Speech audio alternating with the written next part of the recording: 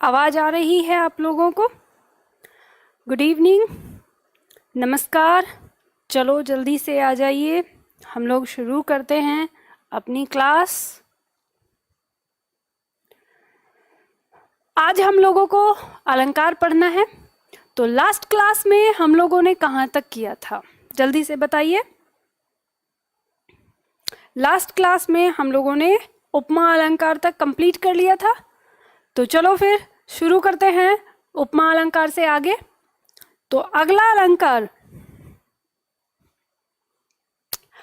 अलंकार है हमारा रूपक अलंकार। रूपक अलंकार किसे कहते हैं? देखो, लिखो इसकी परिभाषा जल्दी से, इसके लिए पेन चलाओ।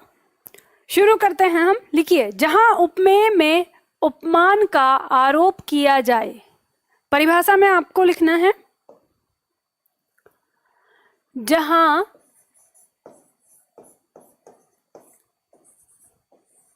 उपमेय में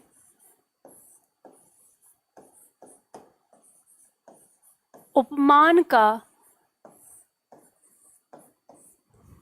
आरोप किया जाए।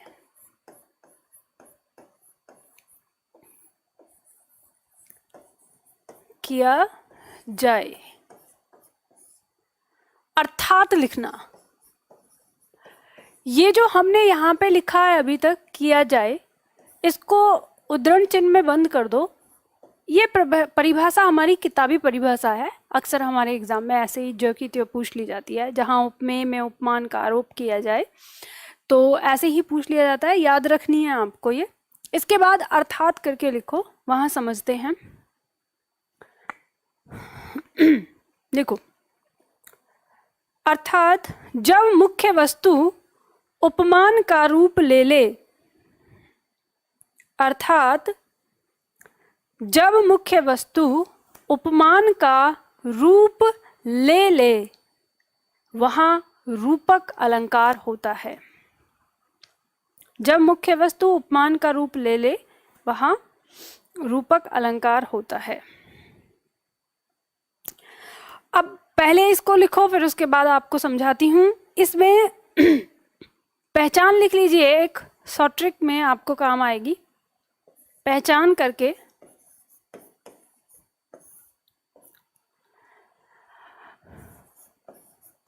उपमेय के साथ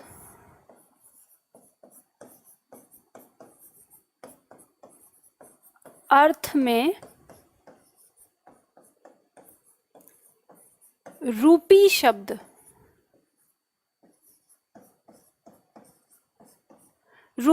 दिखने को मिलता है।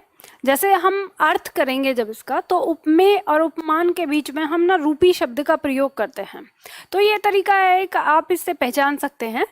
तो अर्थ सही देने के लिए, हालांकि हम इसमें एक शॉर्ट ट्रिक भी ले लेते हैं कि हमें शब्द के बीच में अगर योजक चिन्ह दिखाई देता है तो, लेकिन योजक चिन्ह देख के आप एकदम से अनुमान नहीं लगा सकते कि वो रूपक अलंकार होगा, जब तक आपको ये न पता चले कि योजक चिन्ह के दोनों ओर वाला जो शब्द है वो आपस में उपमेय उपमान है।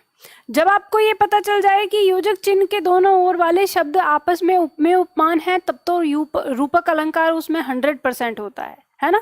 तो इस तरह से आपको उसको ध्यान रखना है, नहीं बिना अर्थ निकाले। तो जब हम अर्थ निकालते हैं, तो अब यहाँ पे आपको समझना है, इस पॉइंट को आप समझिएगा कि यहाँ पे दिया है जहां उपमेय में उपमान का आरोप किया जाए। उपमेय में उपमान का आरोप कैसे? मतलब ये कहा गया है कि यहाँ पर ये जो उपमेय है, यानी जो मुख्य वस्तु है, वो बिल्कुल सेम टू सेम वैसी ही है जैसा कि उपमान है, यानी जिससे उसकी तुलना हो रही है, उस पर बिल्कुल आरोप कर दिया कि ये उपमेय जो है उपमेय नहीं है, ये उपमान ही है, उसी के जैसा या उस जैसा रूपी जो लगाया है। तो वहाँ पे जहाँ आपको ऐसे शब्दों में दिखे या पंक्ति में कहीं पे भी ऐसे शब्द दिखे, तो उसकी पहचान, जैसे उदाहरण दिया है, उदाहरण के साथ मैं बताना चाहूंगी।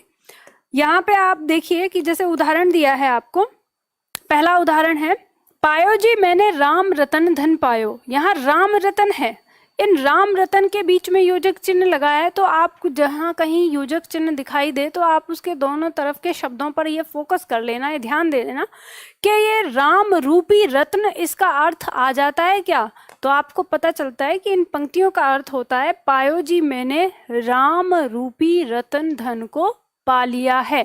मतलब यहाँ पे जो कवि है वो कवि कहता है कि मैंने राम रूपी रत्न को पा लिया है। तो राम रूपी रत्न या रत्न रूपी राम, दोनों उपमेय उपमान एक दूसरे में क्या हो रहे हैं, आरोपित हो रहे हैं या एक दूसरे जैसे लग रहे हैं, इसके रूपी ये।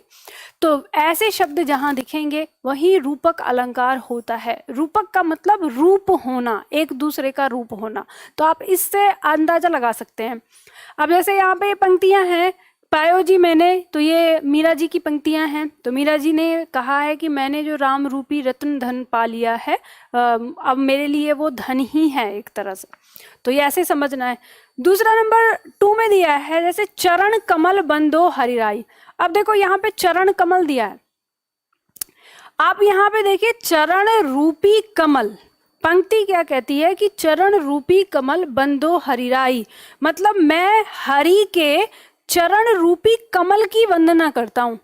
मतलब चरण को किसकी उपमा दे दी गई है, यहाँ पर कमल की उपमा दी गई है, लेकिन उसको क्या कहा है, वो कमल चरण नहीं है, वो कमल है, मतलब चरण रूपी कमल। तो यहाँ पर अब रूपी शब्द इसके अर्थ में आपको मिलता है, तो आप पहचान कर सकते हैं इस तरीके से, ठीक है। तीसरा उदाहरण इसमें देख सकते हैं, जैसे दिया है, मैया मैं तो चंद्र खिलौना ले हूं। तो चंद्र खिलौना मतलब चंद्र रूपी खिलौना चाहिए मुझको, चंद्र रूपी खिलौना मुझे चाहिए, तो मैया मैं तो चंद्र खिलौना ले हूं। तो भगवान श्री कृष्ण अपनी मैया से चंद्रमा मांग रहे हैं, चंद्रमा रूपी खिलौना मांग रहे हैं, ठीक है। तो इस तरह से अब इसमें नंबर 4 उदाहरण देख सकते हैं। जैसे नंबर 4 उदाहरण दिया हुआ है, दुख है जीवन तरु के फूल।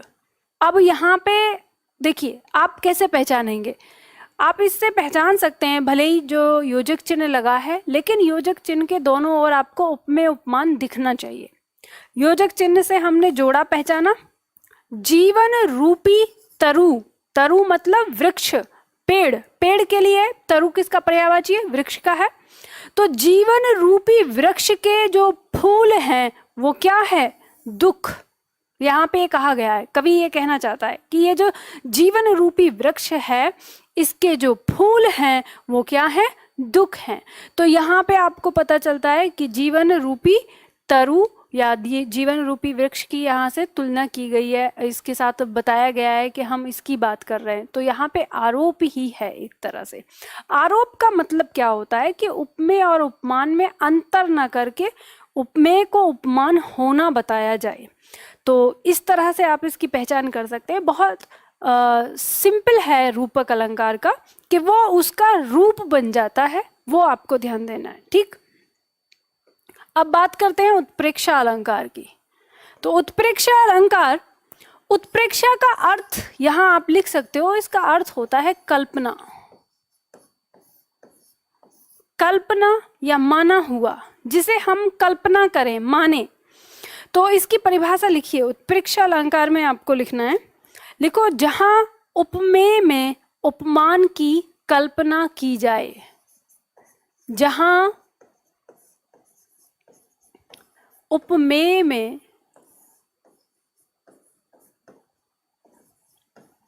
उपमान की कल्पना की जाए।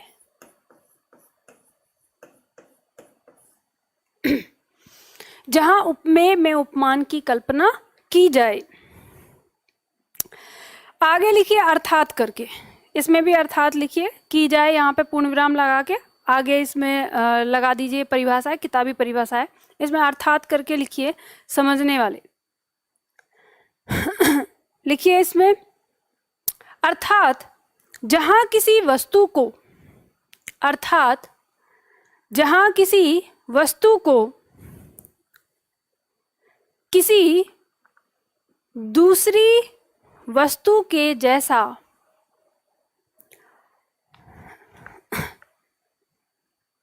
अर्थात जहाँ किसी वस्तु को किसी दूसरी वस्तु के जैसा होने की कल्पना करवाई जाए।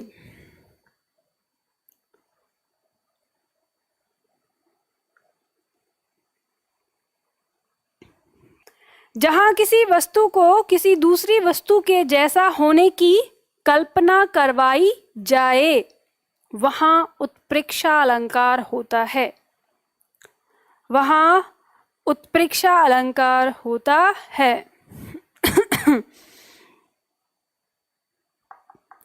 वहाँ उत्प्रेक्षा अलंकार होता है।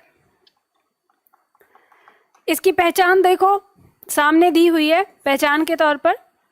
यहाँ मानो, मनहु, ज्यों, यों आदि शब्द का प्रयोग मिलता है। देखो इन सारे शब्दों का एक ही अर्थ है, मानो की। अब मानो की मतलब क्या है, आपको कल्पना करवाई जा रही है, तो आपको ऐसे समझना है। जल्दी लिख लीजिए, फटाफट लिख लिया करिए इसको। तो यहाँ पे हमने देखा उत्प्रेक्षा अलंकार के बारे में, मैंने आपको बताया कि उत्प्रेक्षा का अर्थ होगा कल्पना।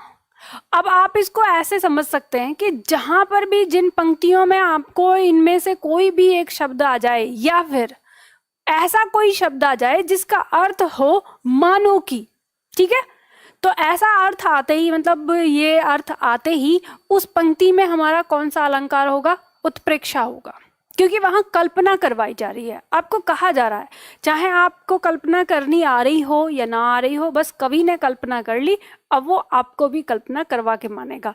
तो वैसी पंक्ति जो आपकी होती हैं उनमें उत्प्रेक्षा होता है। तो लिख लिया होगा आप लोगों ने। चलो उदाहरण समझो। अब उदाहरण यहाँ पे देखते हैं, उदाहरण दिए हुए हैं। उदाहरण, सोहत ओढ़े पीत पट श्याम सलोने गात, मानो नीलमणि सैल पर आतप पर्यो प्रभात। अब देखो यहाँ पे आपको मैं बताती हूँ एक चीज, इसमें समझना है कि हम अर्थ कैसे निकालते हैं, है ना। सबसे पहले हमको क्या समझना, अर्थ कैसे निकालेंगे किसी पंक्ति का। मैं बताती हूँ यहाँ पर, जैसे मान लो ये पंक्ति दी है, तो आप कह सकते हैं पहला शब्द है सोहत। सोहत का अर्थ है शोभायमान होना, ठीक है, शोभायमान होना, अच्छा लगना, सुंदर लगना। ओढ़े मतलब यहाँ पे पहनना, ओढ़ना।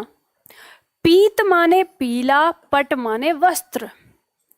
पीला वस्त्र पहना हुआ है और वो कैसा लग रहा है, शोभायमान लग रहा है। अब कैसे शोभायमान लग रहा है वो आगे देखेंगे।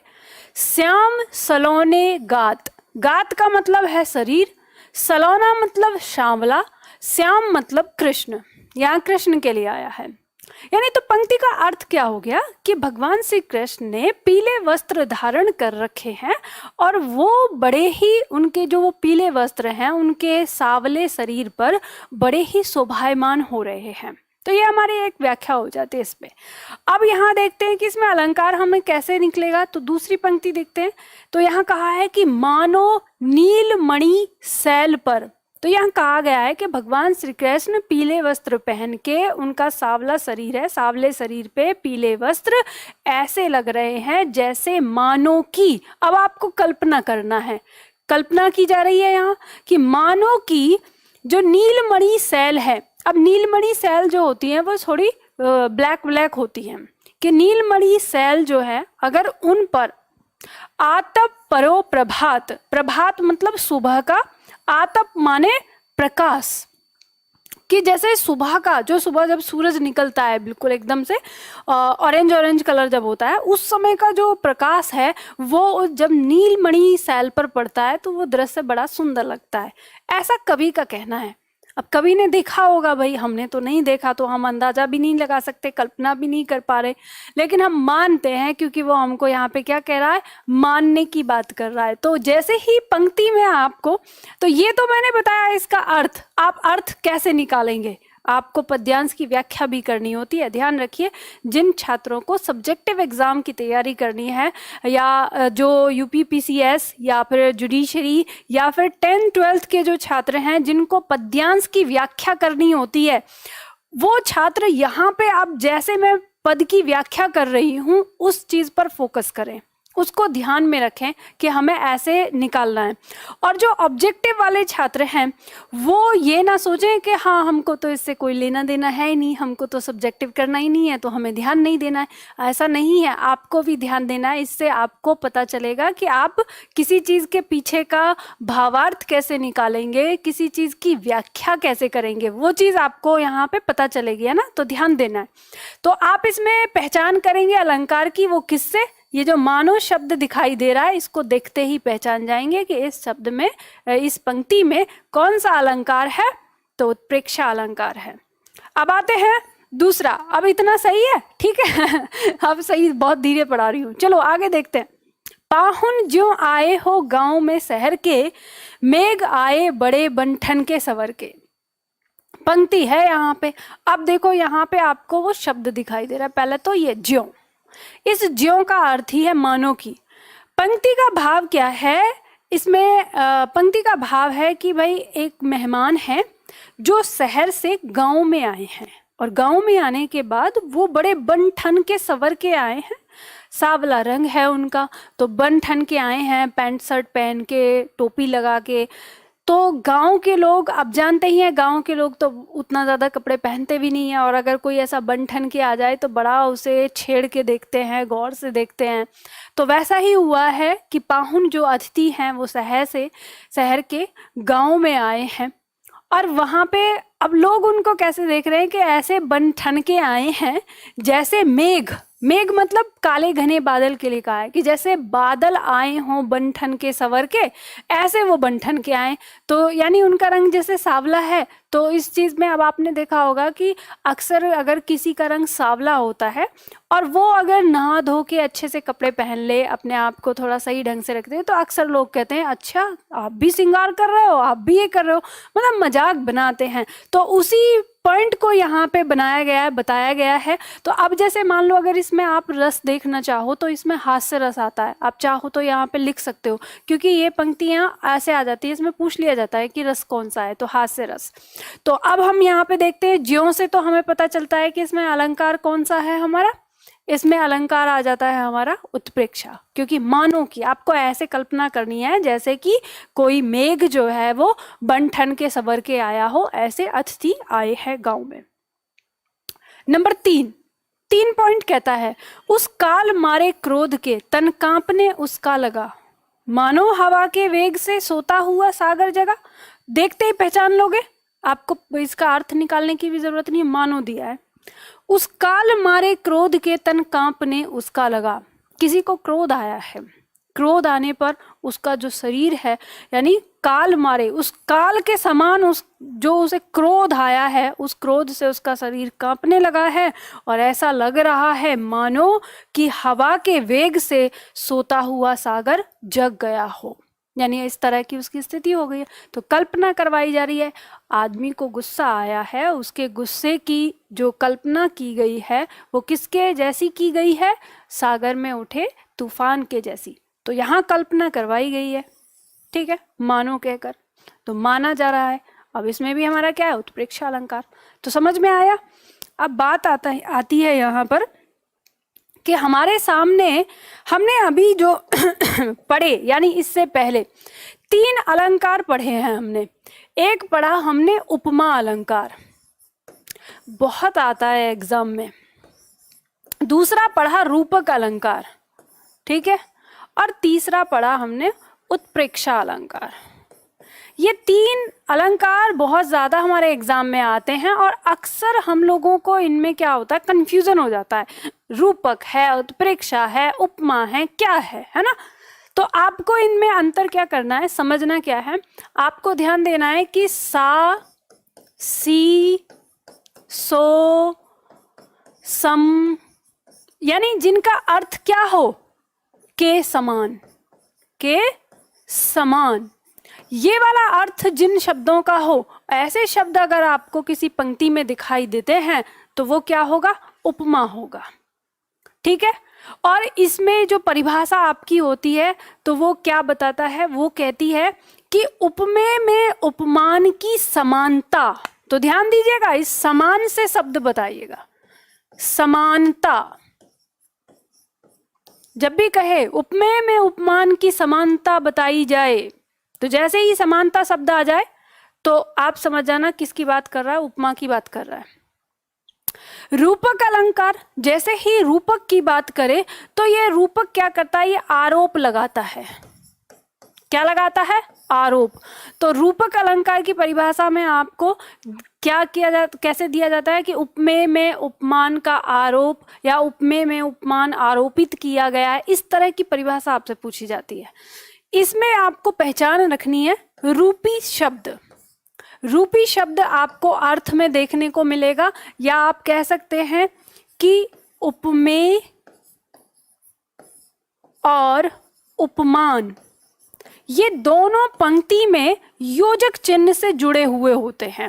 पर आपको ये पहचान रखनी है, योजक चिन्ह पे ऐसे ध्यान नहीं देना। कई बार पता क्या होता है, योजक चिन्ह के बाद सा शब्द भी जुड़ जाता है, जैसे कहा ना चांद सा, ऐसे अगर ऐसे आ गया तो इसमें रूपक नहीं है, ये बात ध्यान रखिएगा।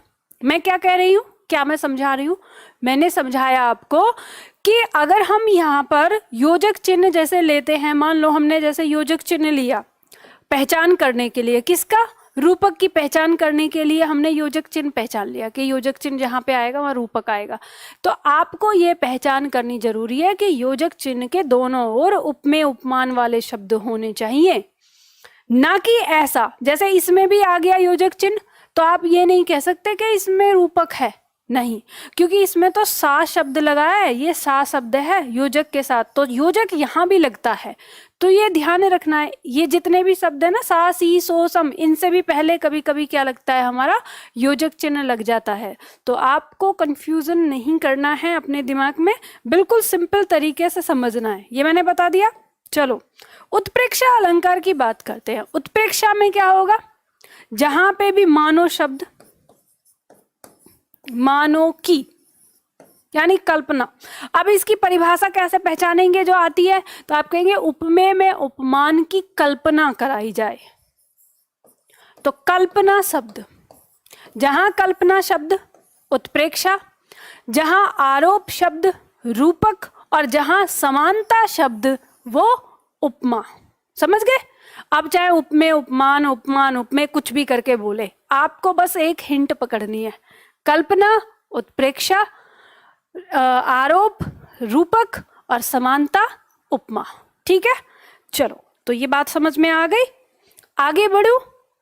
आ गई ये बात समझ में। अगर यहाँ पे इन तीनों में किसी को कोई दिक्कत हो तो अभी पूछ सकते हो, नहीं तो फिर हम आगे बढ़ते हैं, है ना।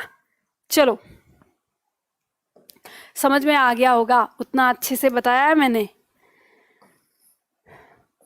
अब देखो अतिशयोक्ति, शब्दों को सीखना है हमें कैसे, अतिशयोक्ति अलंकार, मतलब शब्दों को अलंकार को सीखना है कैसे, हमें शब्दों के माध्यम से। अलंकार है हमारा यहाँ पर अतिशयोक्ति अलंकार। अतिशयोक्ति अतिशय प्लस उक्ति से मिलकर बना है, तीन शब्द हैं। अति माने अधिक, शय माने बढ़ा चढ़ा के, और उक्ति मतलब कहना, कथन। जब किसी बात को बहुत बढ़ा चढ़ा के अति करके कहा जाए वो अतिशयोक्ति अलंकार होता है। अब इसमें आप इसकी परिभाषा लिखिए। यहाँ पे आपको लिखना है, जहां लोक सीमा का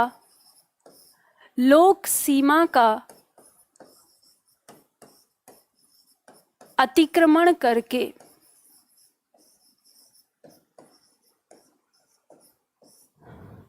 जहां लोक सीमा का अतिक्रमण करके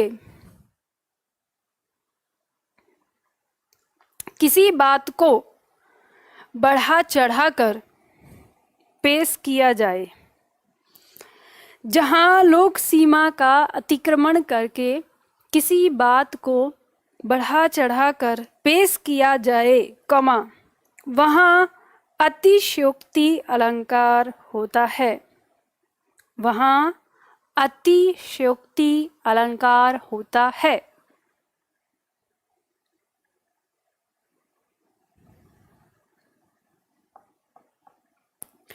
क्या लिखा आपने, जहां लोक सीमा का अतिक्रमण करके किसी बात को बढ़ा चढ़ाकर पेश किया जाए वहां अतिशयोक्ति अलंकार होता है।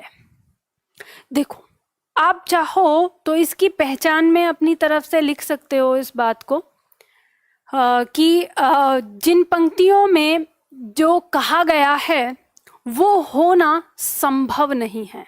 मतलब उस बात को, यानी जो उसमें पंक्ति कही गई है उसमें अगर वो जो बात है उसको भगवान तो पूरी कर सकता है, ये तो हम मानते हैं, मतलब ईश्वर के अलावा उस बात को कोई और पूरा नहीं कर सकता। वो बात अगर आपकी पंक्ति में कही गई जिसे कोई पूरा कर ही नहीं सकता, संभव ही नहीं है ऐसा होना, वही अतिशयोक्ति में आता है। लेकिन बढ़ा चढ़ा के तो कहा गया है तो वही हम पहचान कर सकते हैं। जैसे उदाहरण देखेंगे, अच्छा, आपके दिमाग में आ रहा होगा कि लोक सीमा का मतलब क्या है। लोक सीमा का मतलब ये होता है कि मनुष्य की जो सीमा है ना, जितना वो काम कर सकता है उसका अतिक्रमण कर दिया जाता है, मतलब उससे भी पार बात निकाल दी जाती है। देखो ऐसे समझो, जैसे आप लोगों ने ना साउथ की मूवी देखी होंगी, साउथ की मूवी में हीरो ऐसे पैर उठा के जोर से जमीन पे अपना पैर मारता है कि उसके जो चारों तरफ जो विलन होते हैं, गुंडे वुंडे, वो सब उछल जाते हैं अपने आप आसमान में। अब ये तो भाई होना बिल्कुल ही संभव नहीं है। ये तो ऐसे क्या वो हीरो इतना ताकतवर है कि पृथ्वी को हिला देता है और वो गुंडे उछल जाते हैं, लेकिन सीन तो बनाया गया है। तो ये आप इसको कह सकते हो कि अतिक्रमण किया गया, मतलब बढ़ा चढ़ा के। आपने कोई एक मूवी देखी होगी साउथ की, मेरे पास आया था एक ऐसी क्लिपिंग कि हीरो मर गया है, चिता पे लेटा हुआ है, उसकी चिता जलने वाली है या जल गई थी पता नहीं शायद। फिर गुंडे आए और गुंडे आके उसकी हीरोइन को खींच के ले जा रहे हैं और वो तब जोर से चिल्लाती है और उसके कान में आवाज़ जाती है और वो चितापे से भी उठ के खड़ा हो जाता है। तो ये जो सीन है क्या है, अतिशयोक्ति है, मतलब ऐसा हो ही नहीं सकता, लेकिन फिर भी इसमें क्या है, बढ़ा चढ़ा के कहा गया है। तो वो ही मतलब वो चीज़ हमारी अतिशयोक्ति होती है। हालांकि मैं कहती हूँ कि साउथ वाले तो ऐसे हैं कि अतिशयोक्ति को भी शर्म आती होगी उनके सामने कि भाई इतना तो मैं बढ़ा चढ़ा के नहीं बोलता। खैर चलो, मजाक वाली बात है। अब इसका उदाहरण देखते हैं, आप कैसे पहचानेंगे हमारे हिंदी के काव्य में। तो देखो, हिंदी के काव्य में आप इनको अलंकार को कैसे पहचानेंगे। देखो दिया है, हनुमान की पूछ में लगन न पाई आग, सगरी लंका जल गई, गए निशाचर भाग। अब यहाँ पे क्या कहता है कवि कि हनुमान जी की पूछ में अभी आग नहीं लग पाई है, लेकिन इतनी सी देर में सारी लंका में आग लग गई और सारे निशाचर यानी सारे राक्षस भाग गए। अब आप यहाँ से अंदाजा लगा सकते हैं कि ऐसा कैसे संभव हो सकता है। लंका जो थी वो तो सोने की बनी हुई थी, तो क्या सोना इतनी जल्दी आग में जलने लग जाता है? नहीं भाई, कुछ तो समय लगता होगा ना उसको आग में जलने के लिए। तो अब ऐसे कैसे संभव हो सकता है कि हनुमान जी की पूंछ में आग न लगी हो, या तो थोड़ी बहुत लगी होगी पर बच गई होगी, है ना। तो लेकिन कवि के तो हीरो हैं और उन्हें तो हीरो दिखाना है, तो इसलिए उन्होंने क्या किया है, बात को बढ़ा चढ़ा के पेश किया है। तो यहाँ पे बात को बढ़ा चढ़ा के पेश किया गया, इसलिए यहाँ कौन सा अलंकार, अतिशयोक्ति अलंकार। दूसरी पंक्ति कहती है, आगे नदियां पड़ी अपार, घोड़ा कैसे उतरे पार, राणा ने सोचा इस पार, तब तक चेतक था उस पार। देखो यहाँ पे पूरी अतिशयोक्ति। अब इस पंक्ति में जो कवि है उसका हीरो है चेतक। अब हीरो तो हीरो होता है, नदी पार करनी है राणा प्रताप को, नदी में बाढ़ आई हुई है, भयानक नदी है। वो नदी के किनारे पे खड़े होके ये सोच रहे हैं कि अपने घोड़े को मैं उस पार कैसे ले जाऊं। तब तक वो सोच के निपटे भी नहीं है, इतने उन्होंने देखा कि वो तो नदी से उस पार हो गए हैं। तो यहाँ पर मतलब इंसान की सोच से भी ज्यादा तेज गति किसकी बताई है, चेतक की। तो ये भी क्या है, एक अतिशयोक्ति है। ऐसा नहीं हो सकता, इतनी तेज गति किसी घोड़े की नहीं हो सकती।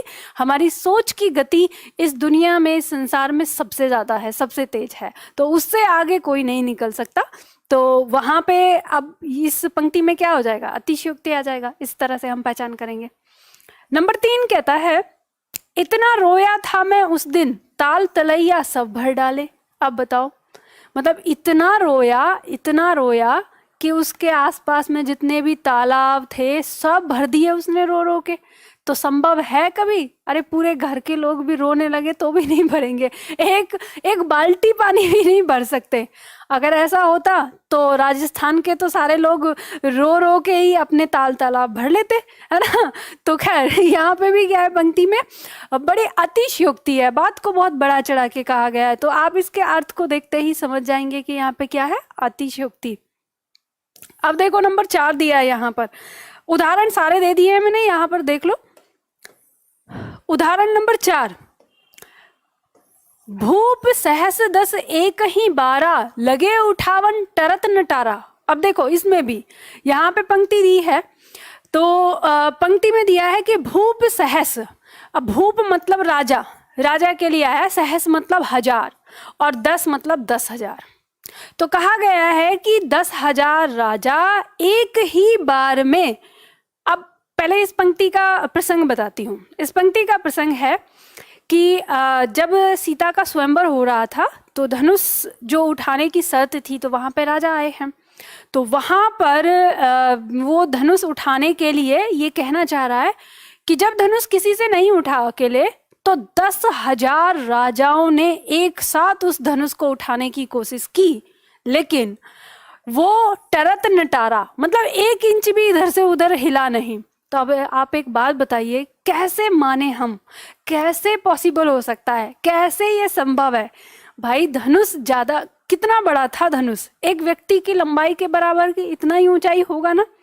तो आप खुद ही बताइए कि अगर एक व्यक्ति को हम 6 फुट का मान लें और 6 फुट की दूरी हो, तो 6 फुट की दूरी पे अब 1 फुट वाली जगह में एक आदमी खड़ा हो सकता है। अगर हम देखें उसके दोनों ओर भी लग के आदमी खड़े होंगे तो ज़्यादा से ज़्यादा 12 लोग एक दोनों तरफ खड़े होके उठाने की कोशिश कर सकते हैं उसको। 12 नहीं, ज़्यादा घिच पिच के कर दिया तो 15 लोग कर सकते हैं, 20 लोग कर सकते हैं, हम इतना मान सकते हैं। लेकिन 10,000, भाई 10,000 तो शायद स्वयंवर में आए भी नहीं होंगे। लेकिन क्योंकि यहाँ पे कवि को क्या करना है, कवि को यहाँ उत्पन्न करना है अतिशयोक्ति, मतलब मजा आ जाए पढ़ के, तो यहाँ अतिशयोक्ति देना है उनको। तो इसीलिए उन्होंने दिया है कि 10,000 राजा एक साथ उस धनुष को उठाने लगे, लेकिन वो जरा भी नहीं हिला। तो इस पंक्ति में साफ साफ हमें पता है कि कवि ने अतिशयोक्ति अलंकार का प्रयोग किया है। पॉइंट नंबर 5 दिया है कि पानी परात को छुयो नहीं, नैनन के जल सो पग धोए। पंक्ति है कि करुणा करके करुणा निधि रोए, पानी परात को छुयो नहीं, नैनन के जल सो पग धोए। यानी यहाँ पे ये प्रसंग तब का है कि जब कृष्ण के घर सुदामा आया, तो जब वो सुदामा जी आए थे तो उन्होंने, कृष्ण ने उनके पैर धोने के लिए पानी परात को हाथ नहीं लगाया, उन्होंने अपनी आँखों के जल से ही उनके पैर धोए। तो यहाँ पे कि भाई पानी परात को जब उन्होंने हाथ ही नहीं लगाया, छुआ ही नहीं, तो कैसे उनके पैर उन्होंने धोए होंगे? तो यहाँ पर भी क्या है, अतिशयोक्ति अलंकार है। ठीक है, तो बात समझ में आई है, अतिशयोक्ति अलंकार। चलो, हाँ बिल्कुल, ये बात बिल्कुल सही कही। यहाँ पे एक स्टूडेंट कह रहा है कि कोरोना वायरस को भी न्यूज़ वाले अतिशयोक्ति की तरह बताते हैं। ये बात बिल्कुल सही कही कि इतना ज़्यादा अतिशयोक्ति बना रखा है कोरोना वायरस को भी, था नहीं उतना ज़्यादा, लेकिन उसको इतना बढ़ा चढ़ा के लोगों के दिल में इतनी दहशत बना दी कि लोग दहशत से मरने लगे। एक कमेंट मुझे यहाँ दिखाई दे रही है एक छात्र की, उन्होंने कहा है कि फर्स्ट एग्जाम्पल को रिपीट कर दीजिए। चलो, फर्स्ट एग्जाम्पल को मैं बता देती हूँ। पहला वाला जो एग्जाम्पल था हमारा, इसमें क्या है, इसमें आपको समझना है कि हनुमान की पूंछ में लगन न पाई आग, सगरी लंका जल गई, गए निशाचर भाग। यहाँ पे कवि ने कहना क्या चाहा है कि इधर तो हनुमान की पूंछ में आग लगाई जा रही थी और उधर सारी लंका में आग लग गई और सब जल गए। तो ऐसा संभव ही नहीं है। आपको पता ही है कि हनुमान की पूंछ में जब आग लगाई गई थी तो हनुमान उछल के जो वहाँ के महल थे उन पर चढ़ गए थे और हर महल के पास जा जाके उन्होंने तब उस आग को लगाया वहाँ पर। तो वो प्रोसेस हमको पता है, लेकिन यहाँ पे कवि क्या कह रहा है कि जैसे ही इधर आग लग नहीं पाई थी, ये कहा है ना, लगन न पाई आग, आग लग ही नहीं पाई थी इतने उनकी पूंछ में जितने की सारी लंका जल गई। अब तो ऐसे लग रहा है जैसे वहां पे गैस मतलब गैस फैली हुई हो, और जैसे ही माचिस की तिल्ली जलाई तो आग फैल गई सब जगह। तो कहने का मतलब यहाँ पे क्या है, अतिशयोक्ति है। ठीक है, चलो ये बात समझ में आई, आगे बढ़ते हैं। अगला पॉइंट है हमारा भ्रांतिमान। भ्रांतिमान अलंकार।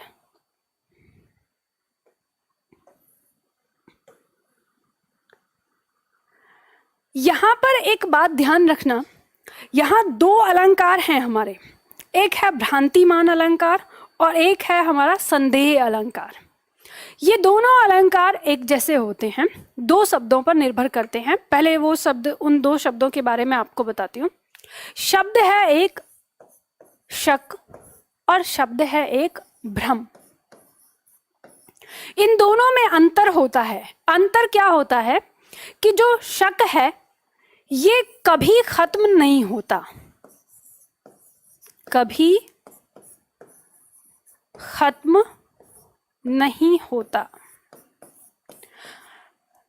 ये हमेशा बना रहेगा। जैसे मान लो किसी व्यक्ति पर एक स्थिति हुई, एक जैसी स्थिति, उस स्थिति में जो हमारे दिमाग में भ्रम आया, अगर वो स्थिति फिर दोबारा होती है और हमें हकीकत पता चल जाती है कि वास्तविकता ये थी, लेकिन वही स्थिति फिर दोबारा हो रही है तो फिर हमारे दिमाग में भ्रम आ रहा है, तीसरी बार वो स्थिति हो रही है तो फिर हमारे दिमाग में भ्रम आ रहा है। तो वो जब बार बार आता रहता है, वैसा भ्रम जो बार बार होता रहता है उस स्थिति में, कभी खत्म नहीं होता, उसको कहते हैं शक। यानी ये हो गया शक। लेकिन जो भ्रम होता है, वो भ्रम क्या होता है कि ऐसी कोई स्थिति बनी, एक बार हमारे दिमाग में थोड़ा सा शक पैदा हुआ, थोड़ा सा भ्रम हमें पैदा हुआ, और फिर हमें उस स्थिति का पता चल गया, तो फिर वो दोबारा नहीं होता। तो भ्रम हमें उस स्थिति में दोबारा नहीं होता, दोबारा नहीं होता। ठीक है। अब यहाँ पे आपको ना थोड़ा सा आपकी पर्सनल लाइफ से उदाहरण देके बताती हूँ कैसे। इन दोनों को समझने के लिए ध्यान देना है कि जैसे देखो शक क्या होता है। सपोज करो आप अपनी महिला मित्र से बात करते हैं हर रोज रात को 1-2 बजे, ठीक है। अब जैसे ही एक दिन आपने उनसे बात करनी चाहिए, उनका फोन वेटिंग में जा रहा था। उनका फोन वेटिंग में क्यों गया? क्योंकि उनके पिताजी जो थे वो 8 दिन के लिए कहीं बाहर गए हैं काम से, और वो दिन भर काम करते हैं, और शाम के टाइम पे यानी रात के टाइम में वो 1 बजे ही अपने रहने के स्थान पे आते हैं। और क्योंकि उनकी बेटी बाहर पढ़ रही है तो उन्हें डर लगता है, वो हर रोज अपनी बेटी से बात करते हैं, तो वो रात को 1 बजे ही बात करते हैं। उनको पता है कि मेरी बेटी रात को 2 बजे तक पढ़ती है, तो वो बात कर रहे हैं। तो जब उनका वेटिंग में, जब आपका फ़ोन वेटिंग में गया, फिर उनका फ़ोन आया, आपने पूछा कि किसका फ़ोन था, तो उन्होंने बताया पापा का, और उन्होंने ये सारी स्थिति आपको बता दी कि पापा का फ़ोन था। कोई बात नहीं, एक दिन हो गया, अगला दिन फिर आपने फ़ोन किया, फिर आपके दिमाग में वही चीज़ आया, उन्होंने फिर सेम जवाब दिया कि पापा का फ़ोन था, उन्होंने पूछा था। आपके दिमाग में थोड़ा सा डाउट होने लगा। जब तीसरे दिन भी वेटिंग गया तो आपने कहा नहीं, मुझे डाउट है, एक काम करो, स्क्रीनशॉट लेके भेजो अपना जो मोबाइल है, जरा देखो, मैं देखना चाहूँगा कि इस टाइम पे तुम किससे बात कर रहे हो। उन्होंने स्क्रीनशॉट लेके भेज दिया, यानी स्थिति आपको क्लियर हुई। फिर चौथे दिन फिर से वेटिंग पे जा रहा है, क्योंकि वो तो 1 सप्ताह के लिए गए हैं। तो यहाँ पे अब जैसे ही चौथे दिन गया, अब आपने स्क्रीनशॉट भी देख लिया, आप कहते नहीं, पापा के नाम से जरूर कोई नंबर सेव किया हुआ है, ये नंबर दो मुझे। ये नंबर दे दिया, आपने फ़ोन मिला के देखा, पापा की आवाज़ आई उधर से, डर गए आप। लेकिन फिर 5वें दिन फिर से वेटिंग पे जा रहा है फ़ोन, आप कहते हैं नहीं भाई, कुछ ना कुछ तो गड़बड़ है, पापा नहीं हो सकता, इस शाम में क्यों हो रहा है, हमारे पापा तो हमसे इतनी बातें नहीं करते, वगैरह वगैरह। यानी दिमाग में क्या चल रहा है, आपके भूचाल चल रहा है। एक स्थिति हो रही है बार बार, फ़ोन आ रहा है वेटिंग पे जा रहा है, फ़ोन आ रहा है वेटिंग पे जा रहा है, आपको एक्सप्लेन मिल रहा है, आपको स्थिति समझाई जा रही है, लेकिन फिर भी आपके दिमाग में क्या हो रहा है, शक पैदा हो रहा है, नहीं वो स्थिति नहीं। तो यानी ये शक कभी खत्म नहीं होता, भले ही आपको वास्तविकता क्यों ना पता चल जाए। ठीक, तो ये है शक। और भ्रम क्या होता है? तो भ्रम ऐसा है कि जैसे मान लो आप रास्ते में खड़े थे, ये एक रास्ता है, ठीक है, आप यहाँ पे खड़े थे और यहाँ पे आप गोलगप्पे खा रहे थे, तो जैसे ही आप यहाँ गोलगप्पे खा रहे हैं, आपने देखा कि यहाँ पे आपका मित्र आ रहा है, और जब आपको लगा मित्र आ रहा है और भाई इसको भी गोलगप्पे खिलाने पड़ेंगे, आपने अपना एक फेस इधर कर लिया। लेकिन फिर आपके मन में आया कि अरे कोई बात नहीं, एक दो खा लेगा तो क्या चला जाएगा, तो आपने फिर वापस मुड़ के देखा कि चलो आने दो। तब तक ये जो व्यक्ति है वो यहाँ तक आ गया, लेकिन जब ये यहाँ तक आया तब आपको पता चला कि ये मेरा मित्र नहीं था, मेरे मित्र के जैसा था बंदा। और ये बंदा फिर यहाँ से इसने अपना काम किया और ये वापस यहाँ फिर चला गया। अब ये यहाँ पे पहुंचा, यानी वही स्थिति वहां पे आई। अब वो आपको अपना मित्र नहीं दिखाई देगा, क्योंकि आपको वो पहचान हो गई है कि अब वो क्लियर हो गया है कि वो क्या है। तो यानी ये जो भ्रम आपको एक बार हुआ था वो दोबारा नहीं होगा। तो भ्रम जीवन में एक बार ही होता है किसी स्थिति में, लेकिन जो शक है वो बार बार होता रहता है। अब आपके जो दोनों अलंकार हैं वो इसी पर निर्भर करते हैं। आपको ध्यान देना है कि आपका संदेह अलंकार, जो आपका संदेह अलंकार होगा, संदेह मतलब शक, इसमें आपको स्थिति बार बार एक जैसी लगेगी, बार बार चाहे कितना भी समझ में आ जाए। तो इसमें आपको पहचान के लिए शब्द क्या मिलेंगे? या, अथवा। ये दो शब्द आपको वाक्य के अंदर देखने को मिलेंगे, मतलब पंक्ति जो होगी उसमें देखने को मिलेंगे, या तो ये या तो ये। मतलब मन कहेगा बार बार या तो ये स्थिति है या तो ये है, या तो ये है या तो ये है, ठीक है। या फिर इसके अलावा इसमें अच्छा, ये जो आपका भ्रम है ये भ्रांतिमान है। तो भ्रांतिमान में आपका क्या आएगा? शब्द मिलेंगे आपको ऐसा जानकर, समझकर। अच्छा, ये सारी पहचान आपकी इसमें लिखी हुई है, यहाँ पे लिखने की जरूरत नहीं है, मतलब आप ये समझ लो। तो भ्रम में क्या होगा? भ्रम में आपको एक बार स्थिति दिखेगी कि ऐसा समझकर ऐसा हुआ, लेकिन अब दोबारा नहीं होगा। तो ये बात समझ में आई। पहले मैंने आपको ये चीज समझा दी, संदेह अलंकार के अंदर शक होगा, बार बार वो चीज हमको वैसे ही लगेगी भले ही हमें स्थिति क्यों ना पता हो। और जो भ्रम है उसमें स्थिति क्लियर होने के बाद दोबारा संदेह नहीं होगा। तो ये इन दोनों में अंतर है। और चलो यहाँ पर लिखते हैं, भ्रांतिमान की पहले परिभाषा लिख लीजिए, फिर इसको समझते हैं, पढ़ते हैं। भ्रांतिमान में लिखिए एक पंक्ति, यहाँ लिखना है आपको, जब उपमेय में उपमान का, जब उपमेय में उपमान का भ्रम पैदा हो, जब उपमेय में उपमान का भ्रम पैदा हो, किंतु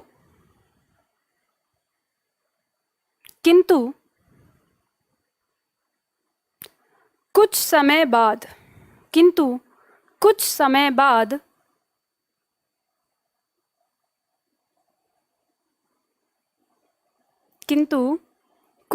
बाद वास्तविकता पता चलने पर, किंतु कुछ समय बाद वास्तविकता पता चलने पर भ्रम समाप्त हो जाए।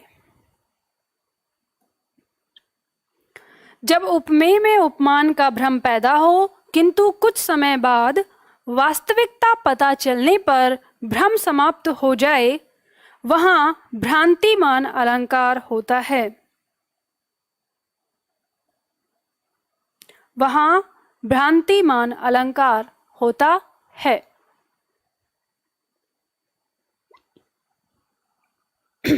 वहां भ्रांतिमान अलंकार होता है। देखो इसकी पहचान, देखो पहचान में आप देख सकते हो कि आपको पंक्ति में ना जानकर, समझकर, जानी, जानू, जान, जनु आदि शब्दों का प्रयोग देखने को मिलेगा।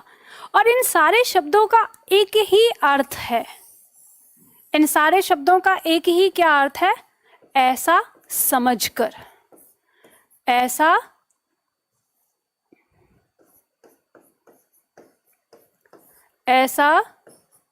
समझकर, ठीक है, एक ही अर्थ है इन सबका, ऐसा समझकर। तो इस तरह के और भी शब्द आ सकते हैं जिनका अर्थ हो ऐसा समझकर। तो जहां पे ये अर्थ आ जाए तो वो आपका क्या रहेगा, उसमें कौन सा अलंकार होगा, भ्रांतिमान अलंकार होगा। ठीक है, तो इस तरह से आप समझ सकते हैं। उदाहरण देख सकते हैं आप इसका। उदाहरण देखिए, उदाहरण समझिए, लिख लिया होगा आप लोगों ने। और अब उदाहरण समझिए। किंसुक कुसुम जानकर झपटा, भौरा सुख की लाल चोंच पर, तोते ने भी चोंच चलाई, जामुन का फल उसे समझकर। देखो, पहले तो आप इसके अर्थ के बिना ही इसमें वो निकालने की कोशिश करिए, मतलब इसको कौन सा अलंकार है ये आपको निकालना है बिना अर्थ के। आप देख सकते हैं कि जानकर एक शब्द आपको मिल गया, एक भी अगर मिल जाए तो भी पता चल जाता है। फिर यहाँ पे दिया है समझकर, ये दिया है। तो आप यहाँ पे देख सकते हैं, आप पंक्ति को समझिए। किंसुक कुसुम जानकर झपटा, भौरा सुख की लाल चोंच पर। यहाँ घटना क्या है, प्रसंग क्या है वो समझिए। यहाँ पे प्रसंग ये है कि एक भंवरा है और एक तोता है जो जामुन के पेड़ पर बैठे हुए हैं। तोता जामुन के पेड़ पे बैठा हुआ है और भंवरा भी जामुन के पेड़ पे बैठा हुआ है एक जगह। तोते की नजर भंवरे पर पड़ती है और भंवरे की नजर तोते पर पड़ती है, तो क्या होता है। तो यहाँ पे दिया है कि भौरा सुख की लाल चोंच पर, मतलब जो ये भौरा है, सुख मतलब यहाँ पे तोता के लिए आया है। जो भौरा है उसने किंसुक का कुसुम जाना है। किंसुक एक ऐसा फूल होता है जो बहुत लाल रंग का होता है। ठीक है, अब जो तोते की चोंच है वो लाल रंग की चमक रही है भंवरे को, तो भंवरे ने सोचा यहाँ तो लाल रंग का फूल है, मतलब किंसुक फूल समझा उसने। तो किंसुक का कुसुम जानकर भौरा जो तोते की लाल चोंच है उस पर झपटता है। फिर तोते ने भी चोंच चलाई, जामुन का फल उसे समझकर। और जो तोता है उसने भी, जब उसकी नजर उस पर पड़ी तो उसने समझा इसको जामुन का फल, काला काला, तो उसने भी उसके ऊपर चोंच चला दी। दोनों एक दूसरे से टकराए, दोनों को पता चल गया। तोता भी एक तरफ बैठ गया और भंवरा भी एक तरफ बैठ गया। अब आपको पता ही है कि तोते का शरीर हरे रंग का होता है, तो वो तो पत्तियों में छिप गया। सिर्फ भंवरे को क्या दिख रही थी, उसकी चोंच दिख रही थी। तो ऐसा उसे भ्रम हुआ था, लेकिन जब एक बार आपस में टकरा गए, फिर बाद में उनका भ्रम सारा दूर हो गया, आराम से बैठ गए। अब दोबारा स्थिति उनको नहीं समझ में ऐसे लगी कि नहीं फिर से वो देखे, ट्राई करें, है ना। तो ये हमारा क्या हो गया, भ्रांतिमान अलंकार। यहाँ पे क्या हुआ है, उन्हें भ्रम हुआ है। दूसरा उदाहरण देखो। दूसरा उदाहरण यहां दिया है, पाए महावर देन को, नाई बैठी आए, फिर जानी महावरी, एड़ी मीडत जाए। अब देखो इसमें कैसे पहचान सकते हैं। जानी शब्द दिया है, जानी इसका अर्थ है ऐसा जानकर, ऐसा समझकर। प्रसंग क्या है, नायिका है जिसकी शादी होने वाली है, उस नायिका के पास नाइन जो है वो उसके पैरों में महावर लगाने के लिए आई है। तो महावर लगाने से वो पैरों को धोना चाहती है, लेकिन जो नायिका है उसकी जो एड़ी है वो पहले से ही गुलाबी रंग की है, नाजुक है, कोमल है, तो वो उसकी जो पैर हैं वो गुलाबी रंग के हैं। उसे भ्रम हो जाता है, ऐसा संदेह हो जाता है कि इसके जो एड़ी है, यानी वो बार बार एड़ी को क्या कर रहा है, मींडती है, यानी बार बार उसे साफ करने की कोशिश कर रही है। वो सोच रही है कि महावर लगाने से पहले पुरानी वाली महावर को हटा देती हूँ।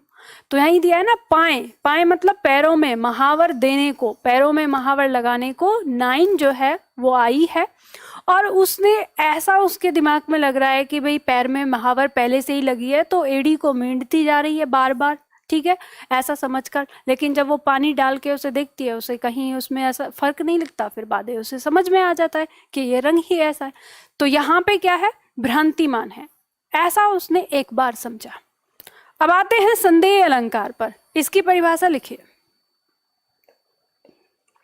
संदेह अलंकार, संदेह अलंकार में लिखिए, जहां उपमेय के लिए दिए गए उपमानों में, जहां उपमेय के लिए किंसुक का मतलब है, किंसुक नाम का एक फूल होता है जो गहरे लाल रंग का होता है। ठीक है, किंसुक का फूल बोलते हैं उसको, ये फूल का नाम है, गहरे लाल रंग का। ठीक है, क्या लिखा आपने, मैंने आपको बोला जहां उपमेय के लिए दिए गए उपमानों में, जहां उपमेय के लिए दिए गए उपमानों में संदेह बना रहे, संदेह बना रहे तथा यह निश्चित न किया जा सके, तथा यह निश्चित न किया जा सके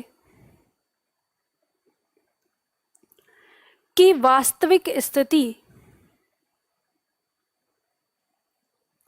की वास्तविक स्थिति क्या है। जहां उपमेय के लिए दिए गए उपमानों में संदेह बना रहे तथा यह निश्चित न किया जा सके कि वास्तविक स्थिति क्या है, वहां संदेह अलंकार होता है। जैसे हमने कहा ना, शक बना रहेगा दिमाग में हमेशा कि वास्तविक चीज है क्या। तो जहां शक बना रहेगा वो हमारा संदेह अलंकार कहलाएगा। इसकी पहचान, इसकी पहचान यहां आपको दी है, देखो उदाहरण है कि, आपको शब्द देखने को मिलेगा है कि शब्द का प्रयोग बार बार देखने को मिलेगा उस पंक्ति में, या अथवा, अथवा या, ठीक है, इस तरह के शब्द आपको देखने को मिलेंगे। या अथवा का अर्थ लिए हुए कोई और शब्द भी हो तो वो भी इसके अंदर आ जाएगा, वो भी ध्यान देना है आपको। उदाहरण देखते हैं। सबसे पहला उदाहरण दिया है, सारी बिच नारी है कि, नारी बिच सारी है, सारी ही की नारी है कि नारी ही की सारी है। यहाँ पे पंक्ति देखो, यहाँ पे साड़ी को सारी शब्द कहा गया है। तो ये प्रसंग कब का है? ये प्रसंग है जब द्रौपदी का चीर हरण हो रहा था। तो उस समय भगवान श्री कृष्ण ने आके उनका चीर बढ़ाना शुरू किया। तो वहाँ जो बैठे हुए लोग थे वो देख रहे थे कि द्रौपदी का कपड़ा हट ही नहीं रहा है, कपड़ा बढ़े जा रहा है, बढ़े जा रहा है, बढ़े जा रहा है। तो उनके दिमाग में ये संदेह पैदा हो गया, उनके दिमाग में ये शक पैदा हुआ कि साड़ी बीच नारी है, यानी साड़ी के बीच में नारी है या नारी बीच साड़ी है, या नारी के बीच में साड़ी है। फिर साड़ी ही की नारी है, मतलब कि वो जो नारी है वो साड़ी ही की बनी हुई है, या फिर नारी ही की साड़ी है, या फिर नारी में से ही साड़ी बनती जा रही है। यानी सब क्या उल्टा फुल्टा हो रहा है, पता ही नहीं चल रहा स्थिति क्या है, वास्तविकता क्या है, क्या हो रहा है। तो यहाँ पर शक है दिमाग में, तो इसलिए कौन सा अलंकार? संदेह अलंकार। पहचान के लिए हमें है कि शब्द देखने को मिला है, तो इस तरह से आप पहचान सकते हैं, ठीक, संदेह अलंकार। अब इसके बाद दूसरा देखिए, दूसरा उदाहरण दिया है यहाँ पर, हरि मुख यह आली की केंधो उगो मयंक। अब यहाँ पे जो शब्द है आपका ये केंधो, इसका अर्थ है अथवा, ठीक है, इसका अर्थ क्या है? अथवा से है। यहाँ पे नायिका कह रही है अपनी सखी से कि हे आली, हे सखी, हे सखी, ये मयंक मतलब चंद्रमा। यहाँ पे मयंक, अब आप लोगों को पर्यायवाची याद करने होंगे, अगर पर्यायवाची याद करेंगे तो शब्दों का अर्थ आप अच्छे से समझ सकते हैं। तो यहाँ दिया है, नायिका कह रही है अपनी सखी से कि हे सखी, ये चंद्रमा उग आया है या हरि का मुख है? मुझे समझ नहीं आ रहा कि साक्षात चंद्रमा उगाया है या हरि का मुख है। तो इसमें क्या है, इसके दिमाग में कंफ्यूजन है कि हरि है या फिर चंद्रमा है। तो यहाँ पर दोनों में क्या है? संदेह है, शक है, तो इसमें संदेह अलंकार होगा। नंबर 3 यहाँ पे दिया है, भूखे नर को भूल कर हर को देते भोग, पाप हुआ या पुण्य यह करूं हर्ष या शोक। अब आप यहाँ देख सकते हो, ये शब्द दिया है और यह पंक्ति क्या कहती है, भूखे नर को भूल कर, हर मतलब यहाँ पे ईश्वर के लिए आया है। जैसे आपने देखा होगा मंदिरों में क्या होता है, मंदिरों के बाहर भूखे लोग तड़पते रहते हैं, लेकिन मंदिरों में पत्थर की मूर्ति के सामने इतने 36 प्रकार के भोजन लगा दिए जाते हैं। अब उसी चीज को देखकर यहाँ पर कवि ने पूछा है, कवि कहता है कि भूखे नर भूखे लोगों को, भूख से तड़पते हुए लोगों को भूलकर भगवान को भोजन देते हैं। अब यहाँ पर पाप हुआ या पुण्य है, मतलब भूखे लोग को खाना ना खिलाकर पत्थर की मूर्ति के सामने भोजन रखा, यानी उस हरि को भोजन दिया जो सबका दाता है, सबको खिलाता है, उस हरि को भोजन दिया। अब समझ नहीं आ रहा कि यह पाप हुआ है, पाप मतलब जब हमने भूखे इंसान को खाना नहीं दिया, या हमने ये पुण्य किया है कि हमने भगवान को अर्पण कर दिया। तो समझ नहीं आ रहा कि पाप हुआ या पुण्य हुआ। अब कवि कहता है मुझे समझ नहीं आ रहा कि पुण्य होने के कारण मैं हर्ष करूं, मतलब खुशी मनाऊं, या पाप हो जाने की वजह से मैं शोक मनाऊं, दुखी हो जाऊं। तो उसे समझ में नहीं आ रहा स्थिति कैसी है उसके मन में, क्या करें, ये करें या ये करें, मतलब डावाडोल है, शक उत्पन्न हो गया है दिमाग में। तो यहाँ पर भी हमारा क्या हो जाएगा, संदेह अलंकार हो जाएगा। तो इस तरह से आप इसको पहचान सकते हैं। तो ये बात आप लोगों को समझ में आई। तो आज की क्लास में मैं आप लोगों को यहीं तक कराऊंगी, इतना ही कराऊंगी। पर आज जो हमने किया उसको रिवीजन कर लेते हैं। तो हमने क्या किया, यहाँ पर हमने रिवीजन किया, मतलब यहाँ पे हमने जो पढ़ा है, हमने पढ़ा यहाँ रूपक अलंकार से। रूपक में हमने जाना था कि रूपी शब्द हमको देखने को मिले अगर पंक्ति के अंदर राम रूपी रत्न, चरण रूपी कमल, चंद्र रूपी खिलौना और जीवन रूपी तरु, तो वहां हमारा क्या होगा, रूपक अलंकार। उत्प्रेक्षा अलंकार में हमने यहाँ पे जाना कि कल्पना करवाई जाएगी हमसे, यानी मानो, मनो, ज्यों, यों, ऐसे शब्दों का प्रयोग पंक्ति में देखने को मिलेगा। मानो नीलमणि सैल पर मेघ आए, पाहुन ज्यों आए हों, ठीक है, मानो हवा के वेग से, तो यहाँ पे हमें दिखाई दे गया उत्प्रेक्षा अलंकार। अतिशयोक्ति, बढ़ा चढ़ा के कहना, बहुत आगे बढ़ा चढ़ा के कहना। तो यहाँ पे देखा हमने कि हनुमान की पूंछ में आग नहीं लग पाई है और लंका जल गई। यहाँ पर सोच से आगे भी हो गया घोड़ा, यानी घोड़ा इतनी तेज दौड़ने लगा कि राणा प्रताप की सोच भी नहीं है उतनी तेज। अतिशयोक्ति है, क्योंकि ये काम हो ही नहीं सकता बिल्कुल भी ऐसा। इतना रोया था मैं उस दिन, ताल तलैया सब भर डाले, ये भी अतिशयोक्ति है, नहीं हो सकता इतना।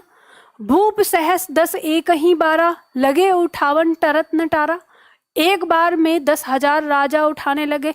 अरे उठाना तो दूर, उसे छू भी नहीं पाएंगे 10,000 राजा एक बार में। 10,000 राजा की लाइन लगाएंगे, कहाँ तक आएगा। तो अतिशयोक्ति है, मतलब बढ़ा चढ़ा के बात कही गई है। पानी परात को छुयो नहीं, नैनन के जल से पग धो दिए। जब पानी नहीं लिया, परात नहीं लिया, तो पग कैसे धुल जाएंगे, इतने आंसू बह गए।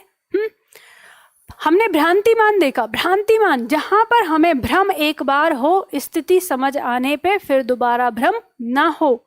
पहचान, जानकर, समझकर, जानी, जनू, जान, जनू आदि शब्द हमें देखने को मिलेंगे पंक्ति में। जैसे किंसुक कुसुम जानकर झपटा, जानकर आ गया। तोते ने भी चौथ चलाई, जामुन का फल उसे समझकर, समझ गए। यहाँ पे दोनों एक दूसरे को क्या समझे, भ्रम हुआ एक बार, फिर स्थिति क्लियर हो गई।